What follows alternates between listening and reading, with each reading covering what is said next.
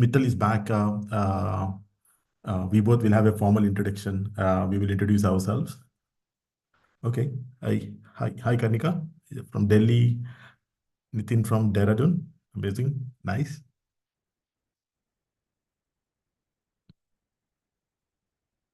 Gujarat. Hi, Krupa.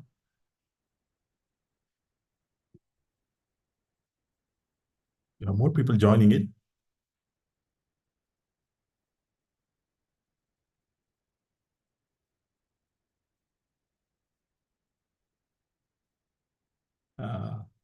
Nice.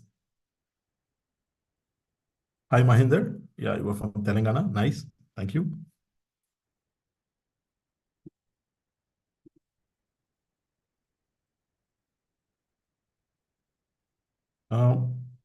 For all the people who just joined, we are just waiting on more people to joining in so that we can let them in slowly. And we will start in about 5 minutes. Meanwhile, feel free to type in the box like where you are joining from. It will help us in understanding where all the campus bird counts will be happening. We have people from Dehradun earlier, from Delhi, from Telangana. Yeah, Utsav. Hi, Utsav from Barakpur. Nice. Hey. Hi, Jaydev. Jaydev from Assam. Nice. Oh, nice. We have about almost 30 people in the room now. Hey, Mithal, welcome back.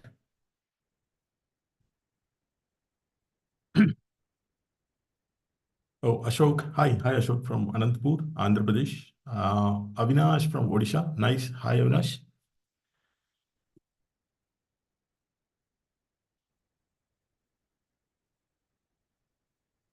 Aniket, hi, from Delhi University. Amazing. Sankti from Nagaland. Hi. Nice. Um,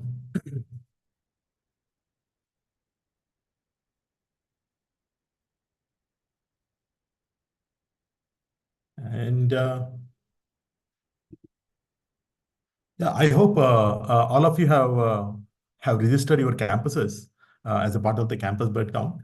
Probably if you haven't registered it, towards the end of this webinar, probably we can have a quick chat if you have any difficulty in doing the registration. So you can just wait till the end of the meeting, or probably during the course of the meeting. You can also type in the chat box if you have any queries, someone will pick those queries and then we will answer them towards the end of this webinar. Hi, Sanjit from IIT Indore. Nice. You have Varsha from Amravati University, Maharashtra. Hi, Varsha.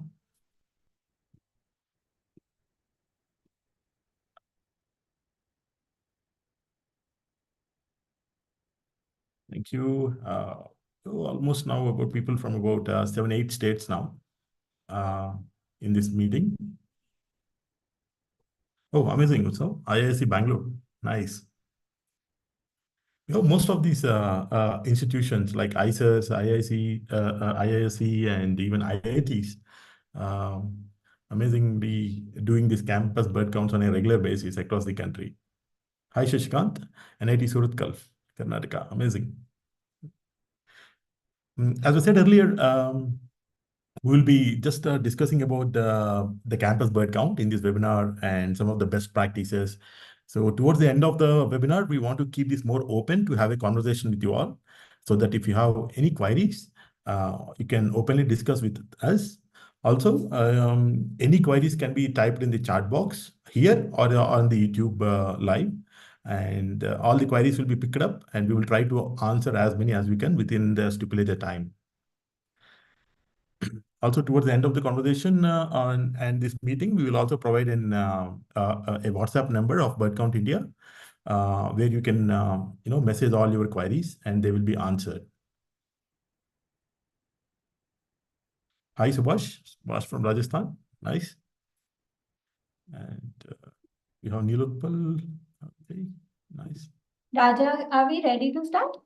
Yeah, we are. There are more people joining in, so we can wait for 2 minutes. Yeah, 2 minutes. Probably we can do, meanwhile, we can do in a quick intro of ourselves.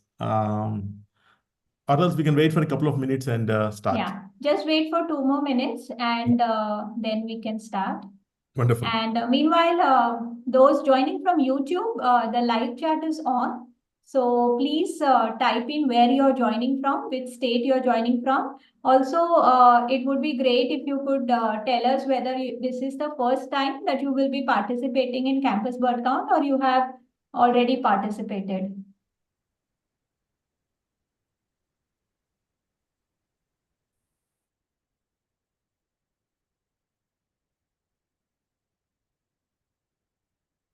Okay, Srinivas said he has already participated many times. Sorry, Srinivas, where are you from? Oh, Yeah, NIT. I'm from Dehradun, the Doon School, Dehradun. Oh, fantastic. Nice to know this. And yeah, NIT Surathkal for the first time. Nice. Amazing. Do you want me to keep my video on or I can keep it closed? Off. We would request everyone to keep it off because there are some people who are joining from poor network regions. Right. Thank you. We have on YouTube, we have a lot of participants from Madras Christian College, Chennai, and a few from Dehradun. And I'm glad to see there are students and participants that I've known who participated in last year's GBBC from Pune, Ferguson College. And a few of them are joining from Bhubaneswar, Odisha, Gandhinagar. Yeah, we have participants from Gujarat, even Telangana, Andhra Pradesh, Kerala, from Trichy, Bishop Heber College, Trichy. Oh, Ajim Premji University. Amazing. We also have people joining from the islands, Andaman and Nicobar Islands. So it's great to see Arun and a couple of people from the islands. Amazing. So yeah, I think maybe we should start. Yes, And please. you can share your screen, Raja. So I will be introducing myself, Raja, and the volunteers who are on this call, who will be helping us. And between Raja and us, we will try to give you an overview of what this event is all about and why it is close to our hearts. So yeah, Raja, can you make it full screen? Yeah. I'm just doing it. Sorry. Okay, I need to record this session. Sure. Can you, yeah, you can see my screen in the full view, right? Full screen view. Yes. Oh, nice. I can. So shall I start then? Yes, please. So hello everyone and thanks for joining today's webinar hosted by Bird Count India.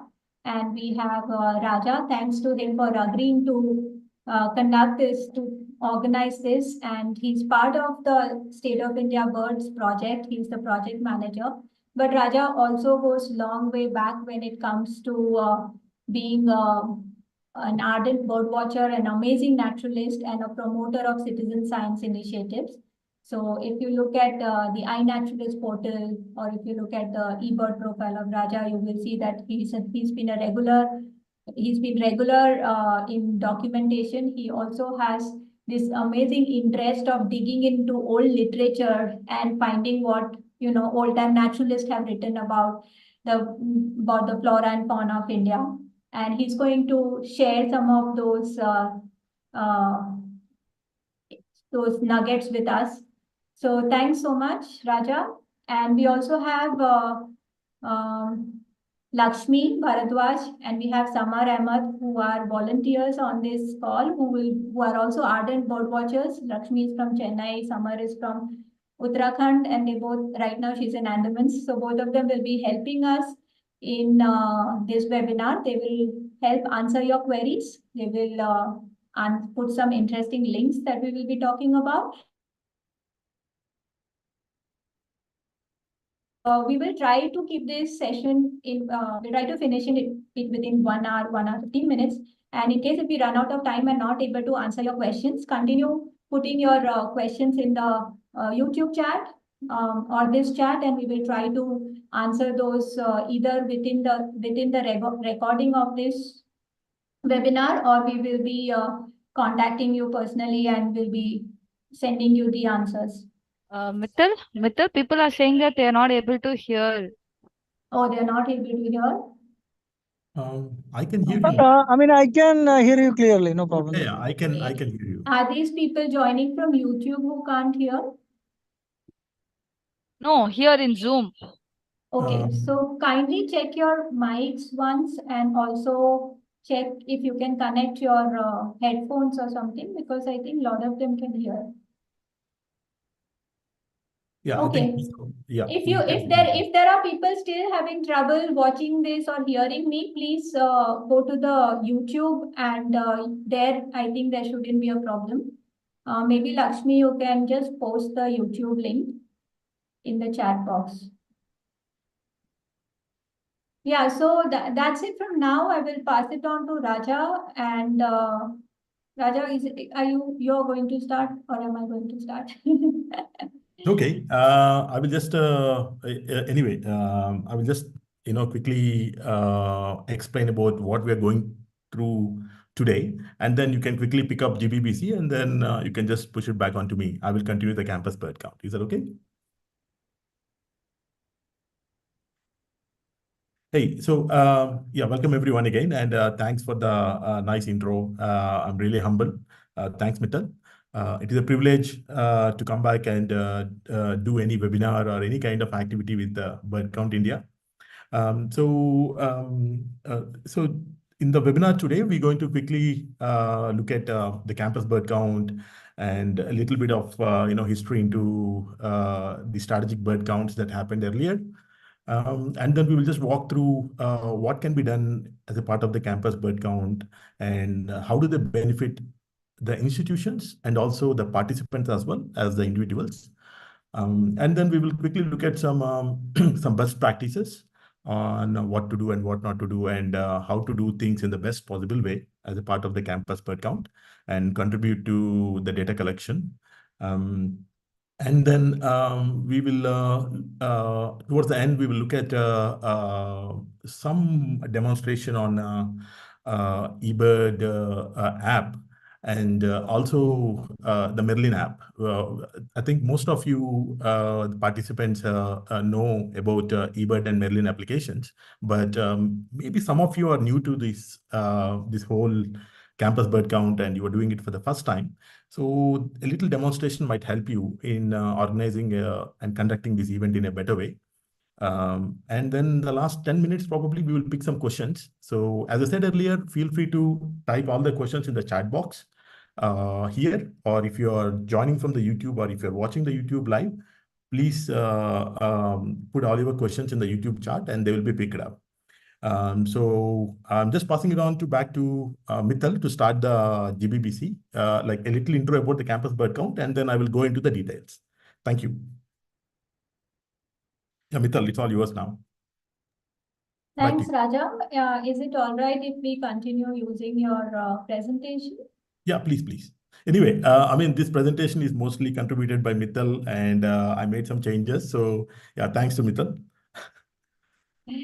Thank you. Yeah, you can start. Yeah, so we can actually move on to the next slide. Yeah. Okay. So Great Backyard Bird Count, it's one of the biggest, one of the largest event in the world. And in India, it became popular in 2013. So in 2013, we just had 200 participants. But last year's GBBC, we had, like over the years, the participation has increased. And last year, we had around 4,200 people participating in this event. It's a 4-day event that happens in February. And thousands of bird watchers across the world come together to celebrate birds. So a single hobby unites all the bird watchers. And in this, during this event, people go and watch birds. They watch birds and not just watching, they also list down what they see and they also count birds. And this whole exercise of watching birds, counting birds, they list it down and this list is called checklist. And these checklists are uploaded to an online platform called eBird. So eBird now has a mobile app, which is very straightforward to use. Those who are new to it, we will show you how to use it. And those who have already used it can guide others and get, when you are introducing new people to this hobby, it would be nice to also show them how to use the app. And so imagine thousands of bird watchers across the world over the 4 days watching and documenting birds. So the amount of data that is generated is unimaginable. And with such large data scales, scientists can actually see what is happening to the bird populations. So in a way, by participating in these events and your checklists that go on eBird are helping the scientists understand what's happening to our birds. And as I said, it became global in 2013. Many countries started celebrating Great Backyard Bird Count. We call it GBBC as well. And it was started in 1998 with the Cornell Lab of Ornithology in the United States and the Natural Audubon Society. Raja, next, please. Yeah, sorry. And this is just a graph showing how India has been participating over the years. Next. Over to you, Raja. Right. Thank you. Thanks, Mittal. So, as Mittal suggested, the Great Backyard Bird Count is an amazing opportunity to get yourself introduced to the birds, birds around you. I mean, we all know that although the big mammals like tigers, lions, and other big mammals are very fascinating, but you won't get to see them, everywhere. But birds are something, where which you can find anywhere and everywhere you go, and it's a pleasure watching the birds. So, if you are a new person who is just taking up bird watching, the campus bird count is an amazing opportunity to walk around with your friends or your workmates in the campus, wherever you are, and observe your birds. And combinedly, you can contribute to a larger cause. That is, you are just contributing to a larger database of birds later, which can be translated into responsible decisions that will impact the bird life and help in the protection and conservation of the species and their habitats. So although this sounds like a big thing, but each and every contribution at the ground level is key in these kind of events. And the campus bird count, as I said, is a sub-event of the Great Backyard Bird Count. So it is a unique Indian event, and it just falls in between the GBBC dates only. So basically, it is a larger. So GBBC is a larger proportion where anyone can, individually or groups can go around and watch birds and report. But campus bird count is something which you do in a more structured way within premises, within the grounds of an institution. This has been going on from long time. I will show some of these, historical data in my next slides. So any campus again means any place any place or a property with a single habitat or multiple habitats enclosed in it. And this institution or these premises might constitute of buildings, open habitats, forest patches, anything. So anything can be called a campus. And the campus bird count data also counts for the Great Backyard Bird Count data as a whole. So if you look at the Great Backyard Bird Count website or the Bird Count India website, you will see a nice breakdown of the Great Backyard Bird Count data and the campus bird count data, like how many campuses are participating across the country and what kind of checklists, I mean, how many number of checklists they have submitted, what are the species numbers. So it also creates a healthy competition between different campuses. We will going to look into more details. So now the first question is like, we are going out and doing birding. We are observing birds with friends and all outside in the forests and in the villages and near the wetlands and different places. Why should we do it in the campuses? And why should campuses participate in documenting birds? This is a question which many of you can think about or ask yourself or ask your friends who have previously participated in the campus bird count. As I said, we have different campuses, like, the Wildlife Institute of India is an amazing campus in Dehradun, which sits next to a lot of wilderness and it attracts a lot of forest birds. Coming back to ISR Tirupati, where I worked earlier, Thank you so much, Durga. Thank you. The ISR Tirupati campus was set up in the middle of the fields, the agricultural fields. So we are kind of open habitat with wetlands and agricultural fields. So similarly, we have other campuses right set up in the middle of urban jungles as well. So different habitats host different kind of species. So imagine if we have, say, for example, more than 30,000 institutions, like I'm speaking about the educational institutions. We have about some 20 to 30,000 institutions, major institutions across the country. And if these 20 to 30,000 institutions can do these bird counts within their campuses, it can generate a huge database across the country, which gives us a great understanding of how birds are dwelling in these different habitats across different campuses in the country. This is a great opportunity. The campus bird count is an amazing opportunity to understand your campuses and understand the birds in the campuses and how your actions within the campuses could potentially impact the birds and the future of the birds in the campus. So as I said earlier, there's a lot of research on this front as well. I will show you a nice paper later on about how the campuses across India turned into the refugees for a lot of bird species. More than 50% of the bird species across the country can be found in different campuses across India. These can be called as vital sanctuaries. And also different campuses have different habitats. These are like amazing diversity and also more green cover. I think by default, whenever you go to a campus, we see nice landscaped gardens, and some of the campuses might be hosting old trees, which are still intact. So we see a lot of green cover in most of these campuses. Although some of the gardens are landscaped, we see a lot of generalist species, commonly found birds dwelling in those landscaped gardens as well. So right from the landscaped gardens to the natural forest habitats, to scrublands, open patches, we see diverse habitats across different campuses. And we see a lot of birds that use these campuses smartly for survival or for breeding and also for roosting as well. And also, it's fun to be outdoors, right? So when you go doing birding on your own, sometimes you might see a bird and you couldn't identify the bird because only certain number of species, and anything beyond that, you might be able to. You might not be able to identify the bird.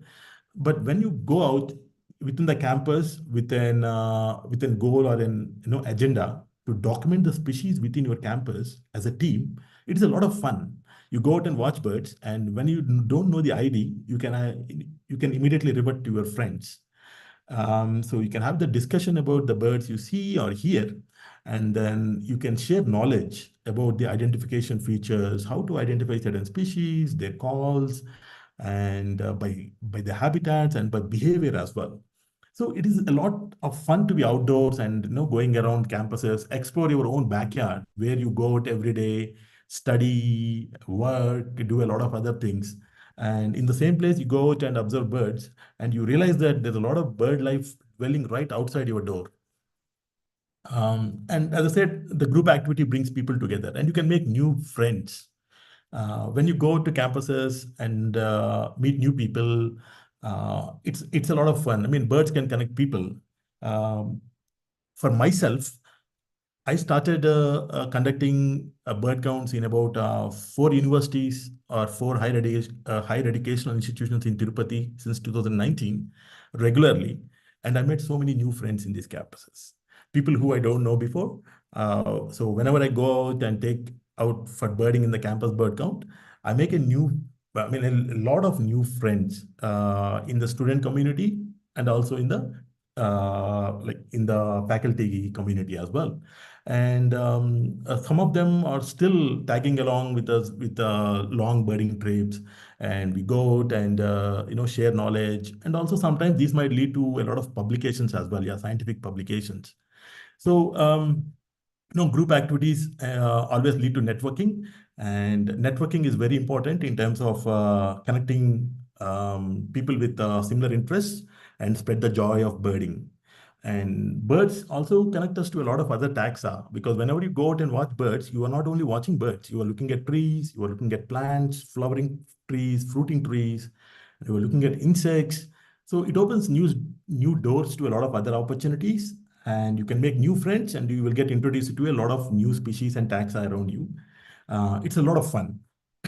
So although it's called campus bird count, but this campus bird count will lead to a lot of other things which might benefit you personally and also professionally. So I just want to show you this nice example. So this is a bird count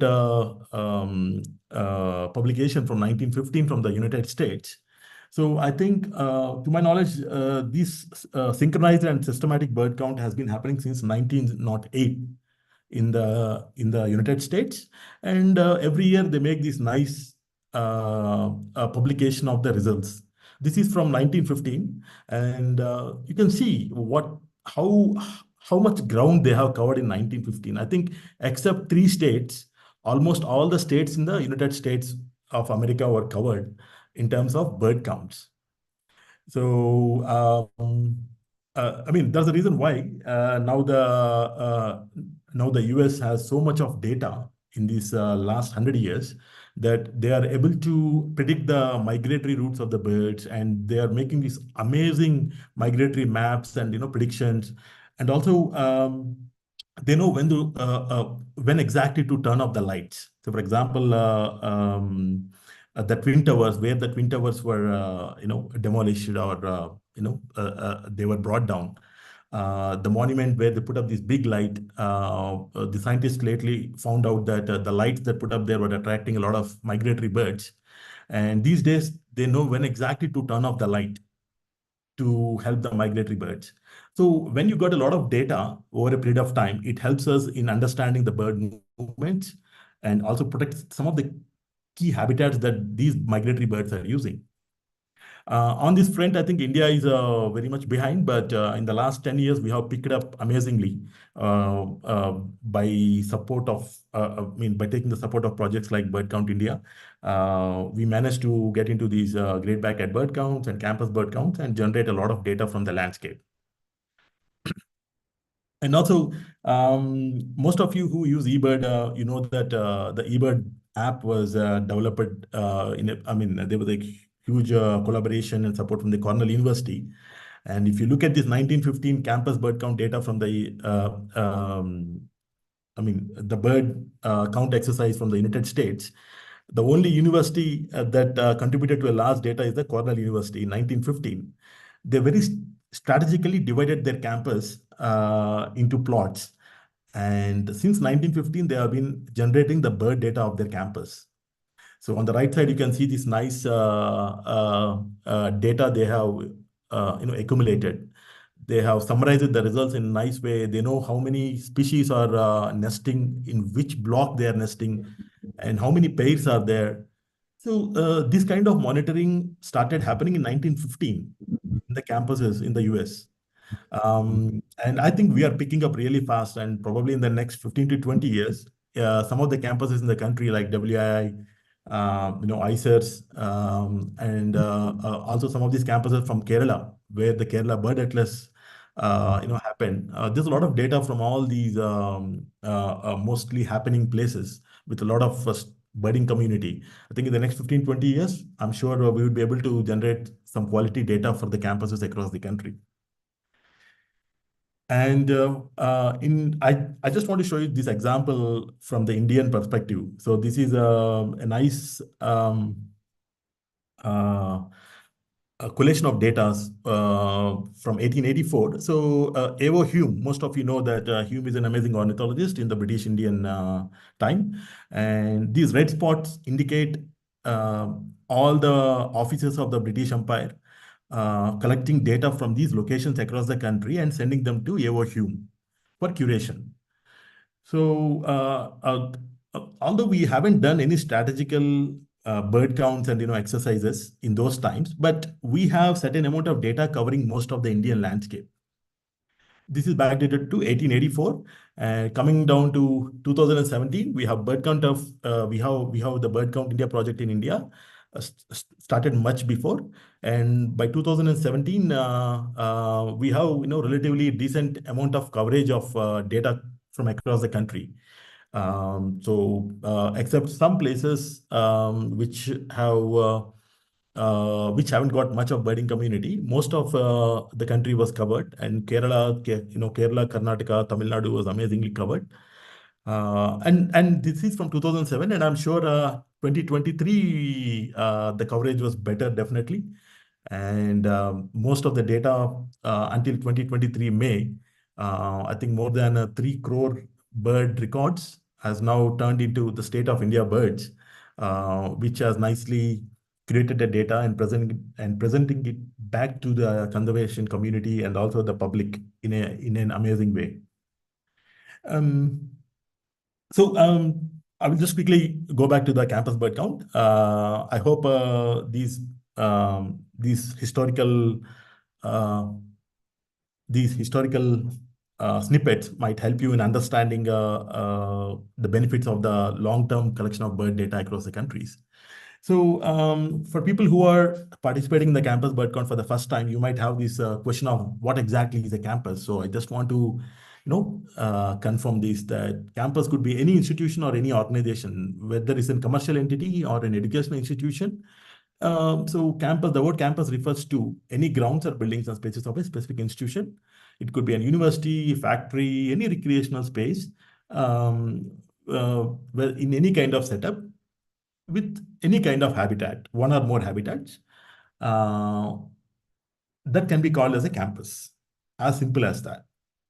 So if you are in a financial district somewhere in Hyderabad or Bangalore or Delhi, somewhere, or in Mumbai, if you are set up in a nice big organization like an IT company, the premises of the IT company can also be called as a campus. Even if it is in an urban jungle, you might get to see some urban birds. So it doesn't matter what kind of habitat you are in, as long as you see birds, whether it is 1 species, 3 species, or 10 species, it doesn't matter.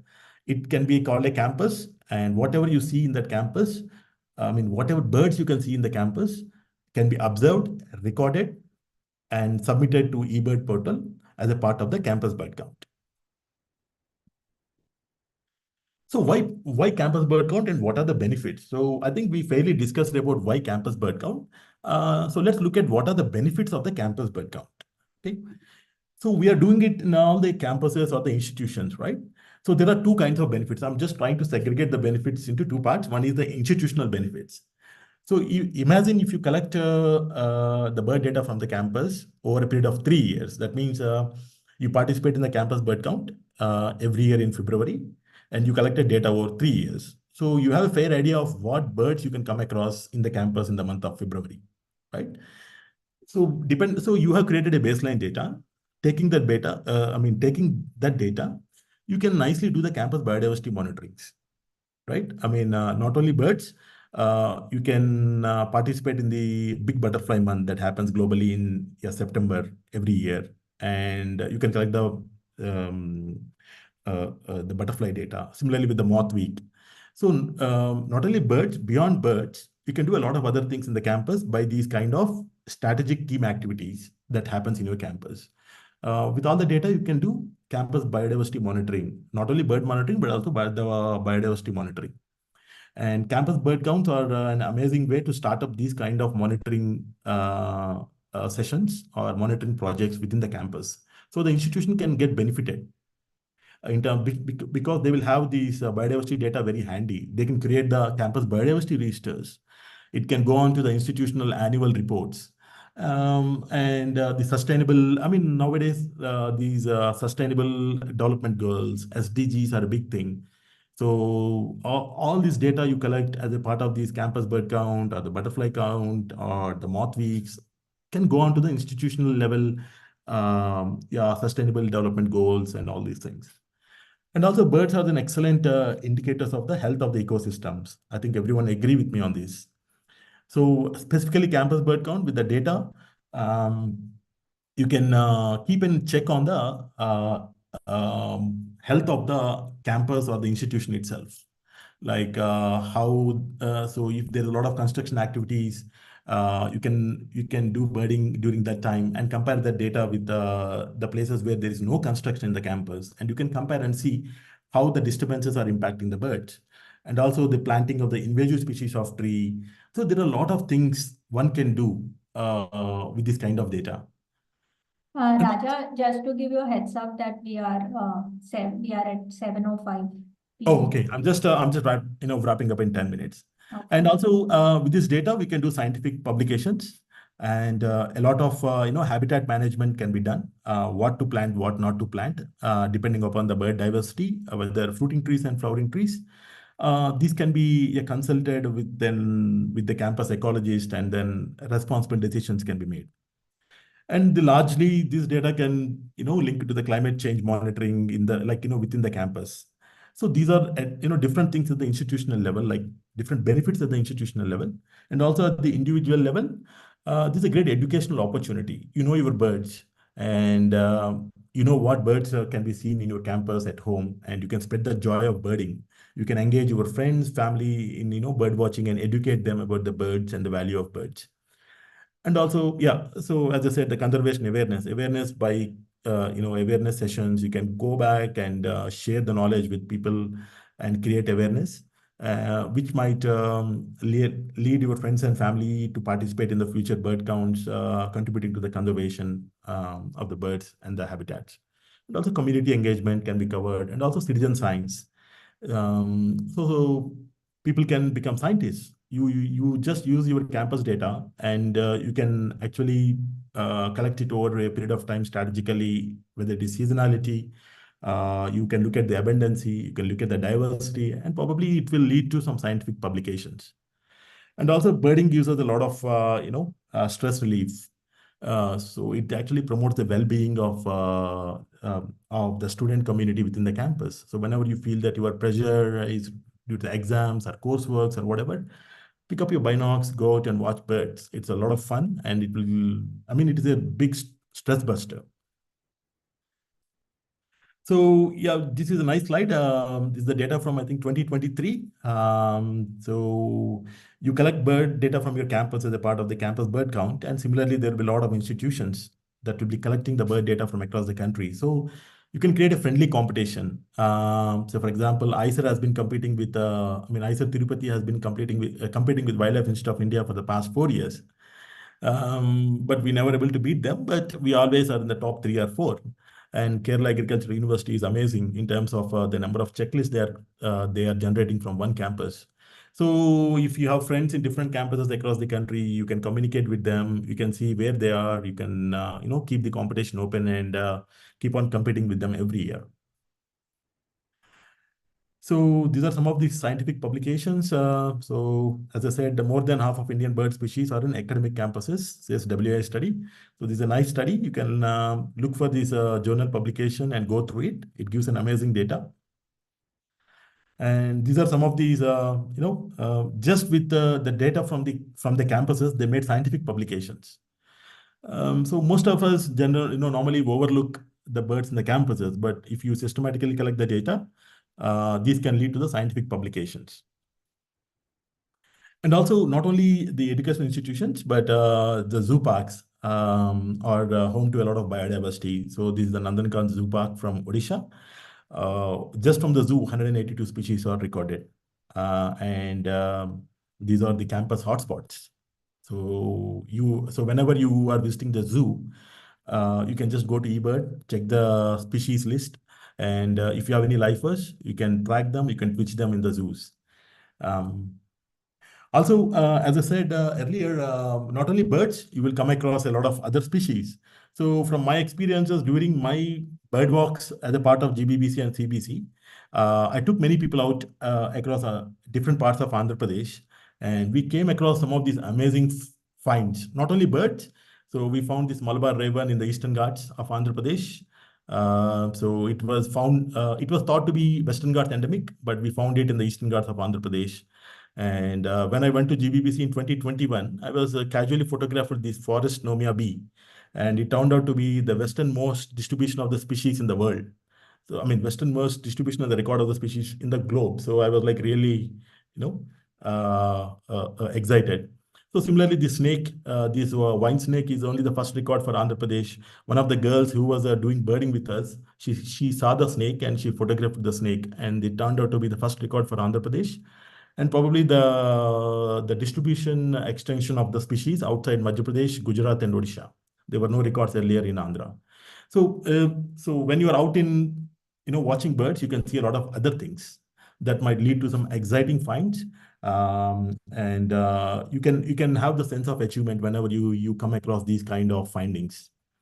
So campus bird count is not only just fun, it also gives you a lot of excitement and a sense of achievement, and you can be contributing to a larger good rather than just watching birds. So how to become a part of the campus bird count? I hope most of you have registered. Otherwise, you can just go to the Bird Count India website and fill up the registration form. If you haven't done the registration, if you are not sure about how to do it, kindly just type in the chat box and we will get back to you. And some guidelines for participating in the campus bird count after the registration. Before the event, I think the event starts on the 16th of February. Please go around, walk around in your campus and see generally where the bird activity is more. And then plan a date and time and where you are going to bird during the GBBC and the campus bird count. And also try to see who are all good or more enthusiastic in your community in the campus about birds and nature. Speak to them, make them understand about this campus bird count and how they are being a part of the larger birding community and all, and involve them in the campus bird count. And also ensure that your campus is an eBird hotspot. If you are not sure about the eBird hotspot, I think we are going to show you where to find the hotspot data from across the country. Otherwise, you can create a hotspot. If you have any queries about creating a hotspot, we can show you towards the end in the demo. And also, you can just publicize your walk. You can make nice posters. Feel free to share them with us, and Mittal will be putting them out on the Bird Count India website. Whether you are doing it in your own campus or your neighboring campuses with your friends and your colleagues and all, we are more than happy to put them out. And when you are in field on the day of the event, before going into your field, please also check your eBird app. If you're not sure about eBird and how to use it, I think Mittal is going to give a quick demo, or else we will show the resources that might help you in using the eBird app, in understanding the eBird app. And the protocol for the campus bird count is you go out on the day of the event to a pre-decided place or a habitat in your campus. Whether you stand or you walk, you just decide. If there's a large area in the campus, you better walk slowly and steadily. And if it is a small area and if there is not enough place to walk in the campus, you can just stand at one place and record the birds you encounter at that place. And please make sure that you make a checklist for at least 15 minutes. Means you have to observe birds for a minimum of 15 minutes time. So this is one of the criteria for considering the data you are collecting for the campus bird count and the GBBC. So you have to at least watch birds within your campus for 15 minutes and make a list of them. And please try to identify all the birds which you can see or hear. We will share some resources which might help you in the identification of the birds. And bird calls, identifying birds by sounds, you can use the Merlin app. People who are new to Merlin, I think again a demonstration will be done by Mittal in the next 10 minutes. Whatever you can identify, you don't have to identify every bird you see. Whatever you can identify or see, So like whatever species you can identify by hearing or listening to them or watching them, you can make a list of them. And when you are done with the birding, please make sure that you are sharing the checklist with all your group. Means each and every person in the group has to create an eBird eBird ID. So please go to the eBird website and create an ID for yourself. Or you can create an ID for your institution as well. If you have any queries about this, please feel free to shoot a question, or please feel free to get back to us. We will help you in in the registration on the eBird website. And also, once you submit the checklist, it will be uploaded to the campus hotspot that we can show in the demo. And some best practices, again, as I said, try to explore all habitats in the campus. So for example, if you have a wetland in the campus and a scrubland, open land, and a forest, try to cover all habitats, at least 15 minutes in each habitat. And go in as a team, but I wouldn't recommend to go as like in 20, 30 people, because a large group might, disturb the birds. So small groups is very healthy and organic. And also plan your walks. You pre-visit on 15th or 14th, see how these habitats are doing and where the bird activity is more, and try to walk through them. And also share responsibilities. I think some of you might be sharing binoculars, or some of you don't have enough birding skills to ID the bird, but at least you can be the spotter. So one people can spot the bird and show it to the expert, and that expert can identify the bird. So just share the responsibilities. So when one member is spotting and the other is identifying, the other person can add the species to the checklist.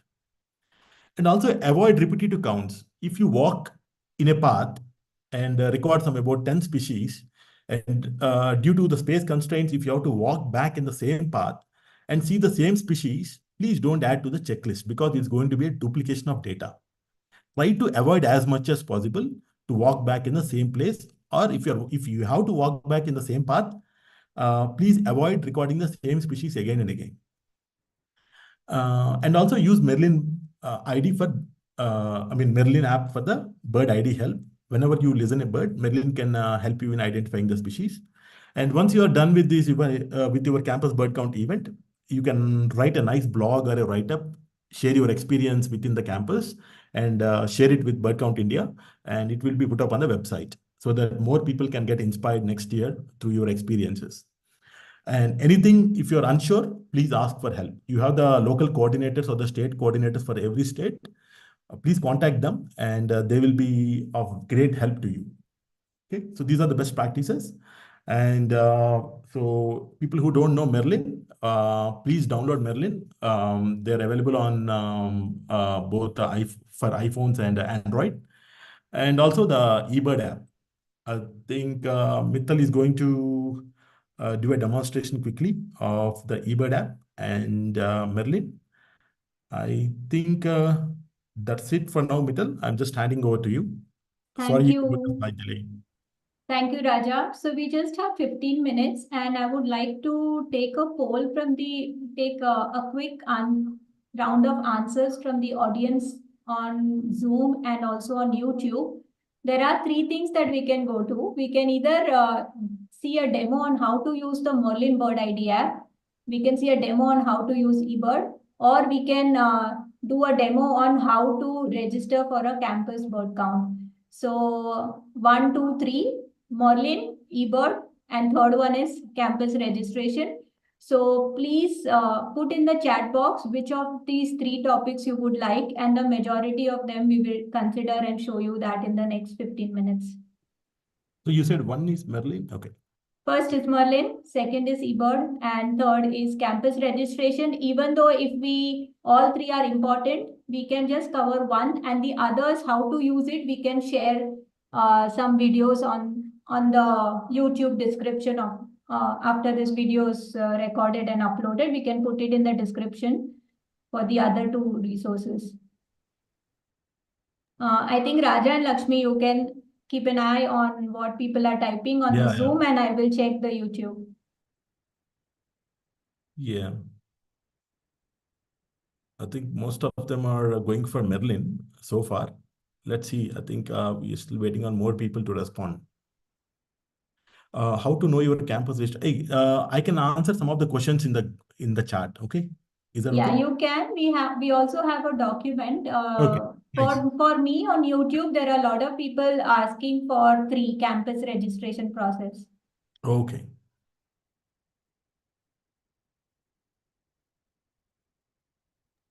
Okay, we have Raja, 30 1 more minute. seconds. Raja, there is a query in Zoom.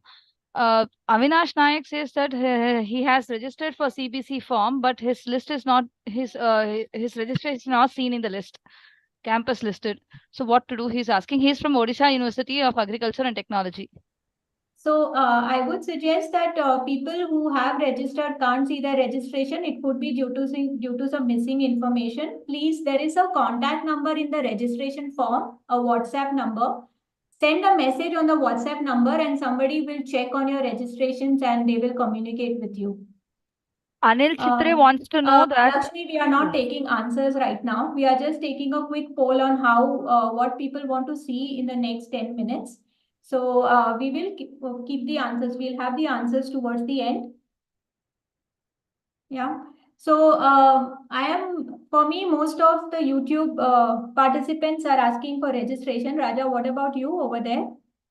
It's all about Merlin here mostly. Okay, so I'm sorry, we will go for the registration. Merlin Bird ID app, we will share a video with you, and that video and webinar are good enough for you to get going. And you have 2 more days before the event starts, so you can actually download the Merlin app and you can play around with it.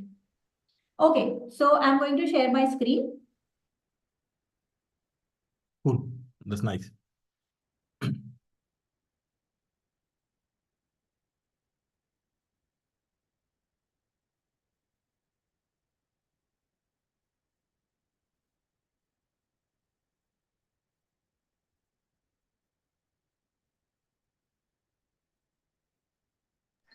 Is my screen visible? Yes, yes. Yes, Mittal, we can see you. Yeah, and you can see can you tell me what do you see on the screen? We can see the GBBC page, the events page. Find a GBBC CBC event near you. That's it, right? Nothing else. Yeah, nothing else. Okay, so go ahead. Yeah. Sorry. So the very first thing you have to do is find whether there is a campus already that has been registered. And for that, you have to go on this page. Maybe one of you can post the link in the chat box. And this link is also available. If you just type Great Backyard Bird Count plus India, it will take you to the website of Great GBBC India, where you will find this page, list of registered walks. Keep going down. And all you have to do is registered campus bird count events, filter it by your state. Once you filter it, all the campuses that have been registered will always be seen here. So the very first thing is see whether your campus has been registered or not. If your campus is registered, were you also planning on the same date or time? If you think that your campus is registered, but you want to do a bird walk on a different date or a different time, and you want to invite different group of people, you want to conduct a bird walk, then you should go to the campus registration form. So think of it this way. This page everybody will be looking at. So even if a new participant wants to know if there are any bird walks in the campuses happening, they come to this page, and they should not be confused if there are multiple campus walks happening from the same campus around the same date and time. So to make it easier, you should spread out your walk. So if you find your campus here, either you can offer the help to the person who is already leading this campus bird count walk, or you can do it on a different date or time between 16th to 19th of February during the GBBC dates. And to fill the campus registration form, there are first thing which is very important. Just one sec. I'll share another screen.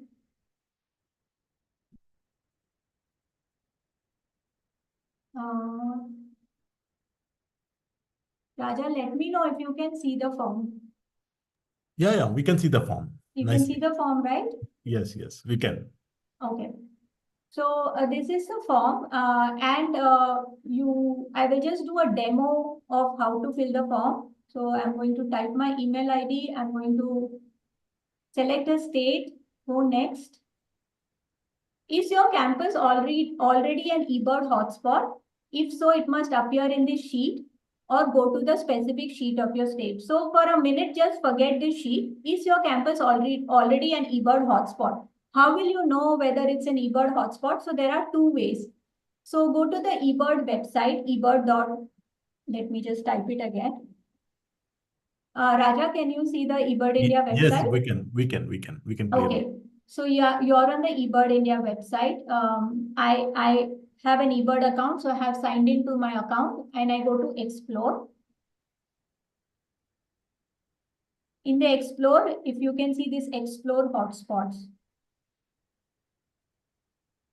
Can all of you see the hotspot screen? Yeah. Yes, we can.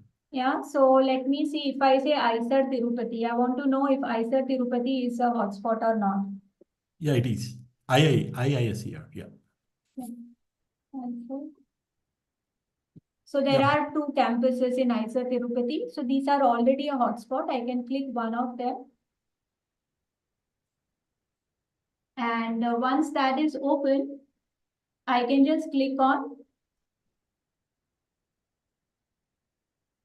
and the hotspot page will open and it will give me a summary of how many species have been documented in this hotspot, how many eBird lists have been uploaded to this hotspot. Now, the idea of the hotspot is it's a place where everybody can compile their list at a similar place. So it gives a summary over the time, how many birds have been seen, how many lists have been uploaded, who are the people who are regularly uploading from this hotspot. So everything at one place you can get it.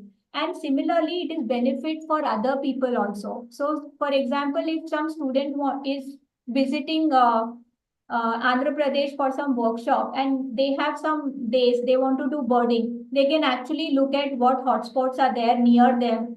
Or what universities they can get in touch with to go birding with the students there or go birding with the campus members there. So these kind of hotspots help you to find where birds are, how many birds are seen, how close they are to you from where you are, whether you can visit or not. And so that's how you find it.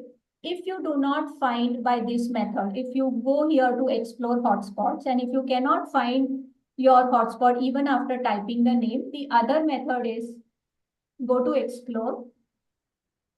Can you all see the explore page? Yes, we can. Go to regions. For example, I will type Kerala.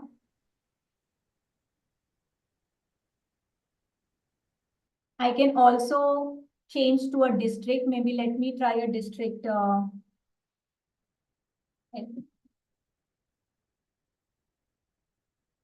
So now I am at the district level and here there is hotspots. So it says there are total 382 hotspots in Ernakulam district. But at one time on this page, they will only show you 100 hotspots. So on this page, there are the top hotspots and these top hotspots are ranked by number of species seen at each place. So you can try to find if your hotspots are there here or not. Here also, if your hotspot is not there, then you can register for a new hotspot. And I'll quickly show you how to register, how to suggest a hotspot. Not register, how to suggest a hotspot.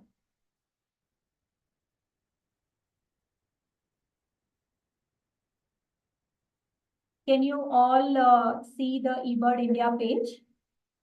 Yes, Mithal, we can. Yes, So, Mithal. yeah, so go to submit and go to use latitude and longitude. I'm just going to randomly take whatever the drop down is showing. So just type the latitude, longitude, the GPS coordinates, go to continue. And then you can give an appropriate name. So if it is your campus, you can, you can give a campus name. If it's a residential campus, please do not give your exact home address or exact apartment address because these are private areas, right? You don't want outsiders to find your place where you're living in and all. So if you want to create a hotspot you can create a general area, your apartment complex. Like where I live, it's called Canara Bank layout, and it's a huge layout. So I can suggest the layout as a hotspot, but I won't suggest my apartment name as a hotspot. That's personal. Similarly, in a lot of schools, colleges, research institutes, outsiders are not allowed. You need permission. So in that case, what you can do is you can just suggest it as a hotspot. I'm just giving you an example. And in the bracket, you can put restricted, which will tell the other birders that it is a hotspot, but it is not allowed for everyone. You need permissions. And then you can click on suggest as birding hotspot and continue. So I'm going to delete this, but right now I'll just click on continue. So what will happen is the hotspot suggestion has gone to the eBird volunteer reviewers. These eBird volunteer reviewers will look at your hotspot recommendation, and they will then decide whether there is a duplicate that is already existing or whether it's a valid hotspot, and they will take action. But when you suggest, now that you have already put a suggestion, there is a series of numbers. Can you see that? L2923. Yeah. So this is your hotspot ID. So in the registration form, this hotspot ID is very important, because when we are analyzing the data from hotspots, this is one of the main series of number which will be used for us to know how many lists and how many people and how many species have been reported from this hotspot. And that's why we insist that you need to have a hotspot ID. So there is all these that I have told. There are videos of how to suggest a hotspot. There is a list of instructions on how to find whether your area is a hotspot or not. Everything we have put in a document, and we will share that PDF with you. Any questions here or any confusions?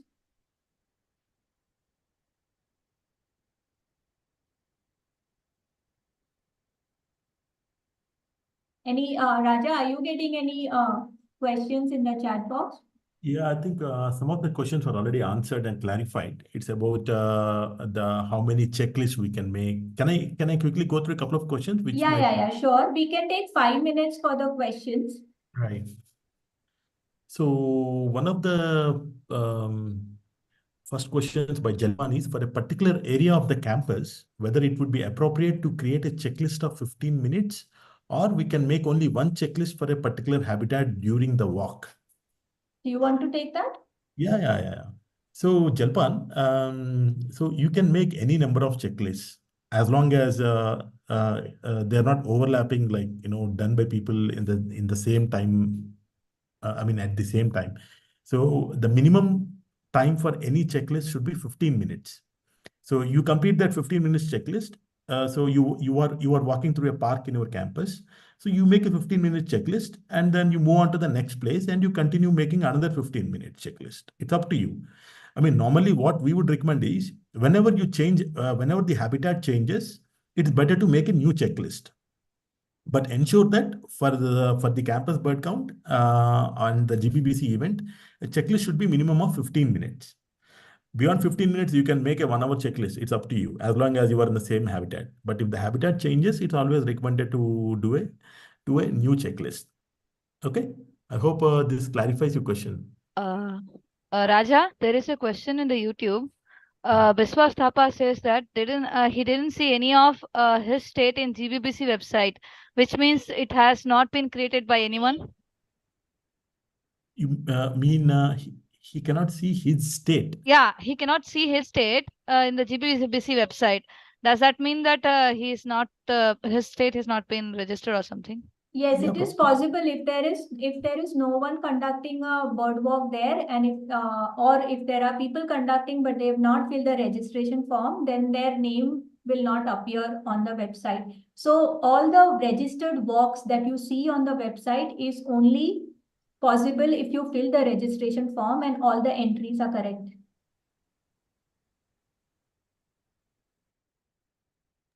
Right, cool. Someone has raised a hand. Yeah. I can't see Hi. I just wanted to make a small point, which I think needs addressing on the longer term. is that not often, but I found a few sites where it is the same area, the same place, and there are two hotspots with two different identifications. Sometimes the habitat is different. For example, if IIT Bombay is there, there is the boat club area, which is, which is near the water body. It's understandable. But there are two actually different names, IIT Bombay, Powai, Mumbai, IIT Bombay, and it is effectively the same place. So I think some of these things probably need looking into by the hotspot editors and merging at some point. I also recently went to Educal Caves in Kerala, and it was the same issue. There are two hotspots literally sitting on top of each other. So I think some of these things probably need to be merged, but it's probably an issue which has to be taken up on a longer term. But for campuses, this will become relevant in terms of how many checklists from a particular campus because of this issue. I don't know how widely prevalent it is, but I've at least noticed it in 4-5 places, and these are two which I remember right now. Mittal, you want to Raja, take- one more question is there here. please wait. Lakshmi, Yeah. yeah, Please wait. yeah, please wait till we answer. So, Raja, do you want to take that question? Yeah. So yeah, Dhruva, thanks for bringing it up. Yeah, true. In multiple places, I mean, not only in Mumbai and Kerala, there are multiple places where this hotspot cleansing is required. I mean, there are a lot of volunteers working in the background as hotspot reviewers. They are, voluntarily looking at these kind of duplications and working on them. But it is possible that some of them might slip under the radar and, appear Yeah. like this. So Yeah, Raja, maybe in the discussion group, one can probably sometimes put a message out saying that those who notice it can bring it to the attention of the group so that at least the hotspot editors can have a look at it. Agree. I think if the eBird users can be more vigilant, and whenever they come across these kind of duplicates, if they just drop a message in the local birding group or the local eBird editors group, I think it will be picked immediately. Yeah, probably. I mean, that's the best way because then one, two hotspot editors cannot do it. I mean, it's possible for them to cover the whole state. Absolutely. Yeah. Sure, I think probably I think there was a recent discussion in the editors group, and we can take this forward. Probably Mittal can follow this up, and then we can ask people to be more vigilant and do this. Actually, probably also while approving it, right? Because the hotspot suggestion has to be approved. And I think when the hotspot editor has approved it, hasn't probably checked whether there was a previous hotspot in that area.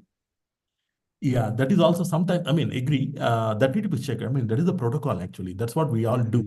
But there's a chance that, sometimes some of these things slip under the radar, or in some cases, what happens is the, different hotspot editors has different perspectives. Some people might think that, say, for example, for one lake, people, if it is a large water body, some people say north side, they create a hotspot for the north side of the lake, and they create another hotspot for the south side of the lake. No, that's understandable. But IIT Bombay is just, it's just one institute, one campus, and just the address is different in the sense that somebody has put Powai, somebody has not put Powai, and they've got two different hotspots over there. Yeah, I think Mittal just put up a message in the group that if anyone finds any discrepancies in the hotspots or any duplications, they can just email the Bird Count India official email ID, and it will be picked up. Thanks, Rob. Right. Yeah. Thanks for bringing it up. Can we take 2 more questions? Lakshmi, sorry, Yeah, you were saying something. Yeah, in the Zoom, they have a question. Dr. Astosh Kumar Pandey is asking, if many students are doing bird count in many teams at the same time, then how to update the data on eBird app? So it doesn't matter. So basically avoid duplication. If you all are going on the same path, if you are a group of people, then just one person should make a list, and that list will be shared with all the group members. So in that way, duplication will be duplication can be avoided. So if you're going in a group with more than one person, if you're going in a group, just make one list, and then you can ask for the eBird IDs of the other people who are birding with you and share that checklist with them. Each checklist to be for GBBC or campus bird count, each checklist should be minimum of 15 minutes. It can be more than 15 minutes, but it shouldn't be less than 15 minutes because that's a standard protocol that we use for bird counts.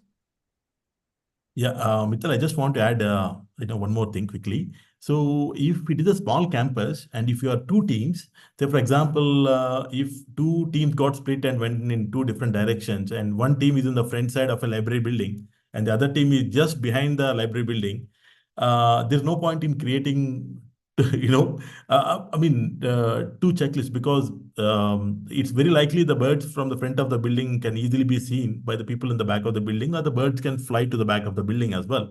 So please be more sensible on where you are planning to walk within the campus. If it is a very small campus, rather than going into two teams, probably you can move around in one group and you can do one checklist in the morning, or 1 hour exploration in the morning and 1 hour in the evening. I think that is a better way. If it is a large campus, fairly you can just split and cover more areas which are more apart, rather than, just to avoid the duplication. There is one question which says, if we are near to a significant hotspot, then should we use that particular hotspot or create a new one? Very good question. So when you are submitting your list or uploading your list, the app will show you the nearest hotspot. You have to ask yourself a question. The birds that you have seen are the similar kind of birds that you will get in that hotspot? If so, then you can use that nearby hotspot. If you are going to be birding in a very dry area and while submitting, it shows you a hotspot which is 500 meters away and it's a water body, then do not use that hotspot, because the birds that you have found in that drier area, in the plain area, will not be the same that you will find in the wetland. It may not be. So ask yourself a question whether when you're submitting a list, whether the hotspot reflects the area where your birds can be found. And it's okay if you do not upload it to a hotspot if you think that the birds in your area and the hotspot area are different. In that case, you can suggest a new hotspot, but you can also, for the time being, submit it to the location that the app has picked up. Okay, ma'am. Thank you. All right. And what we will do is we will share a list of instructions and a list of guidelines.